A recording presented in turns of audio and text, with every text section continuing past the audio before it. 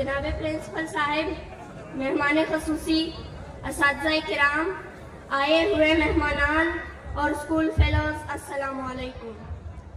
आज मुझे जिस मौजू पर लब कुशाई नसीब हुई, इसका उन्वान है क्या हम आज़ाद हैं। आज़ादी क्या है ये समझना हमारे लिए बहुत मुश्किल है, क्योंकि जब हमने इस मुल्क में जैसे आज़ाद मुमलिकत पाकिस्तान कहा जाता है आम खोली तो उसे आज़ाद पाया है। हमने नहीं देखा इसे हासिल करने के लिए हमारे बुजुर्गों ने बेशुमार कुर्बानियां दी। हजारों खानदान में गर हुए जिनका अंग्रेजों ने नाम और निशान मिटा दिया। उन्होंने अपनी नस्लें कुर्बान कर दी सिर्फ और सिर्फ आज़ादी के लिए। अगर ये जानना है कि आज़ादी क्या है तो कश्मीर और फलस्तीन की मिसाल हमारे सामने है। 70 साल हो चुके हैं आज़ादी की जद्दोजहद कर रहे हैं। वहाँ हर माँ अपने बच्चे को जन्म देते ही बिल्कुल ये नहीं कहती कि मैं अपने बेटे को डॉक्टर या इंजीनियर बना दूंगी, बल्कि वहाँ हर माँ अपने बेटे को जन्म देते ही कहती है मेरा बेटा मुजाहिद बनेगा। जनाबे वाला, मेरा ये ईमान है कि अल्लाह कभी भी किसी कौम की इतनी जद्दोजहद को रायगा नहीं जाने देगा, जबकि इसके बर्क्स पाकिस्तान जिसे हम आज़ाद कहते हैं, जिसमें हम नारा लगाते हैं पाकिस्तान जिंदाबाद, लेकिन हम ये भूल जाते हैं कि इसे जिंदा कैसे रखना है। आज भी हमारे यहाँ लाखों लोगों को इंसाफ नहीं मिल रहा।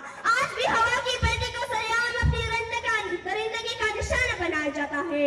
आज भी हमारे यहाँ एक खरीद की आवाज को दबाया जाता है। हमारे यहाँ आज भी 10 साल की बच्ची की गुमशुदगी पर पुलिस इस मासूम बच्चे पर भाग जाने का इल्जाम लगाते हैं, सरेआम कत्ल कर दिया जाता है।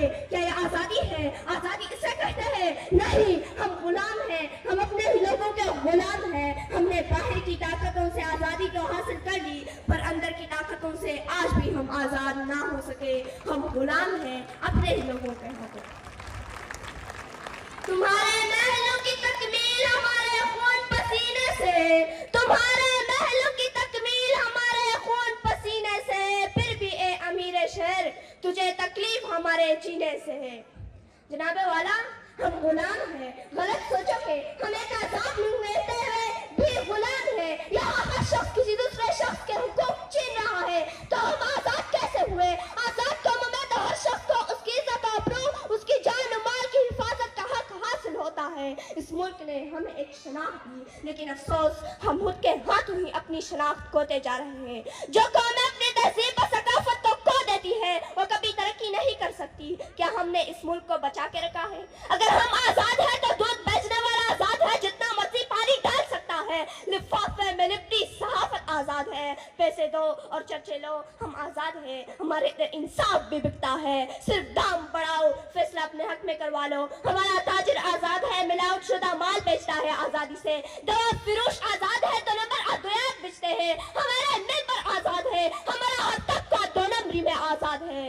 हम दोबारा उस दौर में जा रहे हैं जो इस्लाम से पहले का था। खुदारा खुद की जंगों से बाहर निकले, एक होकर इस मुल्क को आगे बढ़ाए, मुल्क को तरक्की की तरफ गामजन करने के लिए खुद का हिस्सा डाले और अपनी शनाख्त खोने से बचाए। यही वक्त है फिर से एकजुट होने का। तो आए मिलकर अहद करते हैं कि इसी पाकिस्तान की बुनियाद को कायम रखने में अपना हिस्सा डाले जिस मकसद के तहत पाकिस्तान हासिल किया गया था। मैं अपनी तकरीर इस शेर पर खत्म करना चाहती हूँ। जो कौम की तबाही चाहते हम उनसे खैरख्वाही चाहते, जो कौम की तबाही चाहते हम उनसे खैरख्वाही चाहते, जो मुजरिम है हमारे वो हम ही से सबूते बेगुनाही चाहते। वस्सलाम।